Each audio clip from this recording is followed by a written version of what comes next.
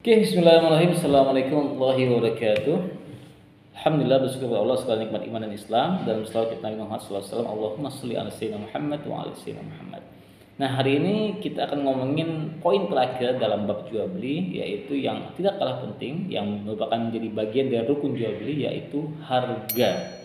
Harga ini dilema, banyak sekali perdebatan terkait harga ini. Tapi kita akan coba bahas dia secara detail, seperti apa sih harga itu. Pertanyaan pertama terkait harga adalah, bolehkah harga itu diintervensi? Harga itu ditentukan oleh pemerintah. Bolehkah seperti itu? Jawabannya adalah, kita coba menjawab menggunakan hadis Nabi ya. Jadi dulu zaman Nabi itu pernah satu ketika Madinah itu mengalami paceklik sehingga banyak barang-barang pokok itu yang mahal segala macam. Sehingga banyak masyarakat Madinah yang tidak mampu untuk membeli barang-barang pokok tersebut. Maka sebagian sahabat ada yang meminta kepada Nabi, wahai Nabi SAW, tolonglah engkau intervensi harga, turunkanlah harga di pasar agar kami bisa mampu untuk membeli barang tersebut.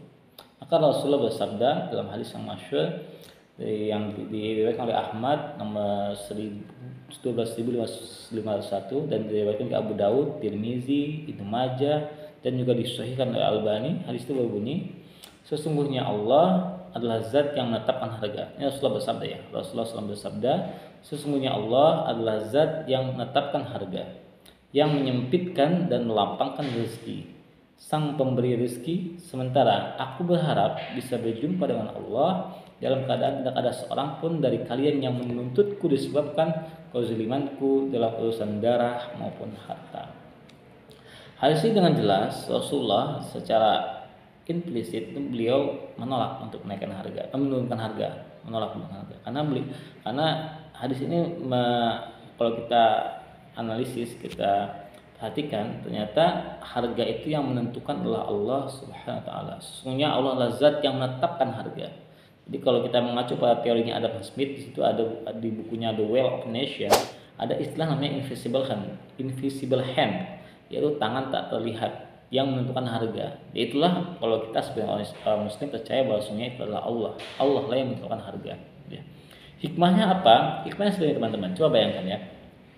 Petani itu kan nggak selamanya untung ya, atau produsen itu kan nggak selamanya untung. Tiba-tiba terjadi paceklik, terjadi banjir yang menyebabkan barang pokok itu jadi mahal. Ya, pokok. Jadi emang kalau barangnya itu sedikit secara teori ekonomi, sedangkan permintaan banyak, itu akan menyebabkan harga naik. Naik. Jadi ketika harga naik, inilah saatnya Allah memberikan rezeki pada petani ini. Rezeki lebih maksud saya, rezeki lebih pada petani. Kapan lagi petani nak kayo gitu kan? Inilah saatnya. Memang sengaja Allah buat paceklik sehingga kita membutuhkan barang dan membuat barang menjadi naik. Sehingga ini menjadi kesempatan bagi petani untuk bisa meningkatkan kelebihan rezekinya, mendapatkan rezeki yang berlebih dibanding yang lain. Mungkin selama ini kita yang rezekinya lebih, kita nggak memberikan petani, kapan naik rezekinya lebih, gitu kan?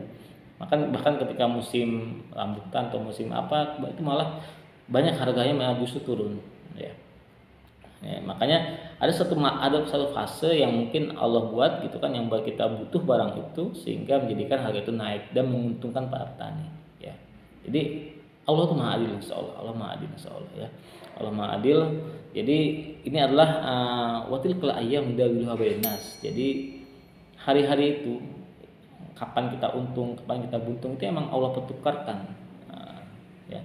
Jadi di dunia kan kayak kita kan seperti itu ya, kadang kita senang, kadang kita sedih, kadang kita rugi, kadang kita untung, seperti itu ya. Dan ini adalah saatnya, kalau saat harga naik itu adalah saatnya memberikan keuntungan bagi mereka. Karena mungkin selama ini mereka rugi gitu kan.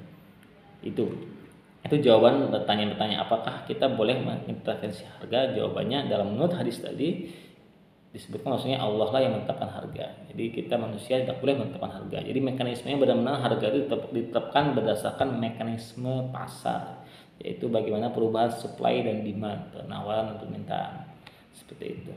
Nah, pertanyaan kedua adalah yang terkait mungkin masuk juga di kalangan teman-teman, boleh nggak sih kita menjual harga dengan keuntungan 100% atau lebih? Atau berapa sih maksimal keuntungan yang boleh didapatkan seorang pedagang ketika dia jual beli? Nah, kita akan coba menjawab pertanyaan ini melalui hadis dari Hakim bin Hizam. Dari Hakim bin Hizam, sesungguhnya Rasulullah SAW mengutus Hakim tadi dan seseorang bersama dia dengan 1 dinar. Dia bilang sama si hakim, dia Rasulullah SAW memberikan kepada Hakim Hizam itu 1 dinar untuk dibelikan hewan kurban seekor kambing ya. Jadi kambing itu dulu harganya 1 dinar, bahkan sampai sekarang pun harganya sudah 1 dinar ya. 1 dinar itu kalau kita rupiahkan sekitar 4.500.000 ya, 4,25 gram ya, sekitar 4.500.000 lah di zaman sekarang. Lalu dia membeli, si Hakim Hizam dia membeli 2 ekor kambing, salah satunya dijual dengan seharga 1 dinar. Lalu beliau menjual kambing 1 dinar, maka beliau mendoakan kebaikan. Jadi gini teman-teman, ini bahasa hadis seperti ini. Jadi Rasulullah ngasih uang 1 dinar kepada Hakim Hizam, lalu Hakim Hizam pergi ke pasar diberi, karena dia ini seorang peternak ulung dan dia juga pedagang yang hebat. Dia bisa memilih khiyar tadi kan, bisa khiyar memilih dari segala macam kambing yang ada di pasar. Dia bisa memilih kambing yang terbaik yang ada di pasar. Dia beli dengan harga 1 dinar. Setelah dia pergi, dia beli kambing itu, dia pulang mau bertemu dengan Rasulullah. Tiba-tiba di jalan ada orang yang berpapasan dengan si Hakim Hizam yang bilang, "Wahai Hakim, kambing kamu bagus sekali, boleh nggak saya beli?" Lalu Hakim Hizam bertanya kepada orang tadi, "Berapa kamu mau beli?" "Saya mau beli 2 dinar," katanya gitu. Wah, lumayan ya 2 dinar. Dia cuma beli 1 dinar. Sedangkan si orang tadi yang tidak dikenal, nggak sebutkan namanya ini, dia membeli 2 dinar.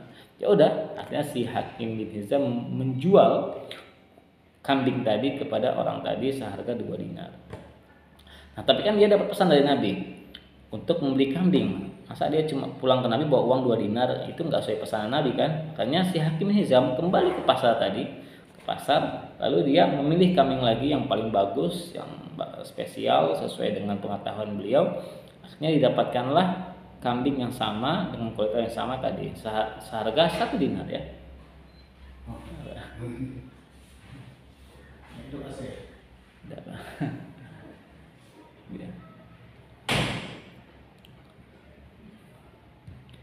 Seharga 1 dinar seperti itu. Akhirnya siapa tadi?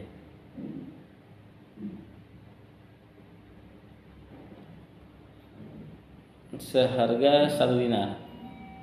Setelah itu Hakim Hizam pulang kepada Nabi SAW. Lalu Hakim Hizam berkata kepada Nabi, "Wahai Nabi Muhammad SAW, ini kambing yang Anda pesan barusan, yaitu kambing untuk kurban, dan ini uang 1 dinar untuk Anda." Seperti itu. Nabi Muhammad juga kaget, "Loh kok bisa? Tadi saya kasih kamu uang 1 dinar, kamu kembali ke saya dengan kambing dan uang 1 dinarnya masih utuh gitu kan?" Maka Hakim Hizam pun menceritakan kisah ini kepada Nabi Muhammad SAW, bahwasanya tadi dia ke pasar beli kambing, terus tiba-tiba ada yang beli kambing dia 2 dinar, terus dia kembali ke pasar, dia beli lagi yang baru, dan akhirnya dia bisa memberikan Nabi kambing plus uang 1 dinar. Maka apa yang dikatakan Nabi? Nabi tidak marah kepada Hakim Hizam, malah Nabi mendoakan keberkahan bagi perdagangan beliau seperti itu. Jadi kita boleh ya teman-teman ya, menjual barang dengan harga lebih, keuntungannya 50%, 100%, 200% pun juga boleh, selama ada antarodin antara penjual dan pembeli, tidak ada kezaliman di antara keduanya. Contoh yang paling gampang ya, kalau kalian tahu di Indonesia ini ada namanya daun pisang ya. Daun pisang itu kan barang yang sangat banyak di Indonesia ya, bukan sangat langka ya, sangat banyak ya. Bahkan kalau di pasar pun ada yang sebagian dijual, yang enggak dijual pun kalau di Indonesia sangat murah sekali, paling cuma 5.000, 4.000, 3.000 gitu kan. Kalau kita di kampung biasanya minta aja sama tangga gitu kan, gratis itu, barang-barang yang dianggap kurang berharga lah gitu kan. Tapi kalau kita cek coba di marketplace dunia seperti Alibaba, Amazon segala macam, itu daun pisang tuh harganya mahal. Kalian bisa cek di aplikasi tertentu, itu harga pisang itu bisa sampai 200 sampai 300 ribu ya, packagingnya. Artinya keuntungan kalau seandainya kita mau ekspor gitu kan, itu keuntungannya bisa sampai lebih daripada 1000% gitu kan. Di sini harganya cuma 5.000, di sana sampai 200.000, itu udah ribuan persen ya itu. Nah itu boleh kan, karena emang kayak di Jepang, Korea, Jerman itu kan barang itu nggak ada dan sangat langka ya. Dan mereka sangat membutuhkan itu untuk kualitas masakan mereka, kualitas masakan di restoran mereka seperti itu. Nah, jadi saya kira mengacu pada hadis tadi dan juga kebiasaan kita di dalam praktek kontemporer, harga itu boleh keuntungannya bisa sampai 100% atau lebih ya. Sesuai dengan asalkan adanya antarodin antar penjual dan antar pembeli. Demikian, semoga bermanfaat. Assalamualaikum warahmatullahi wabarakatuh.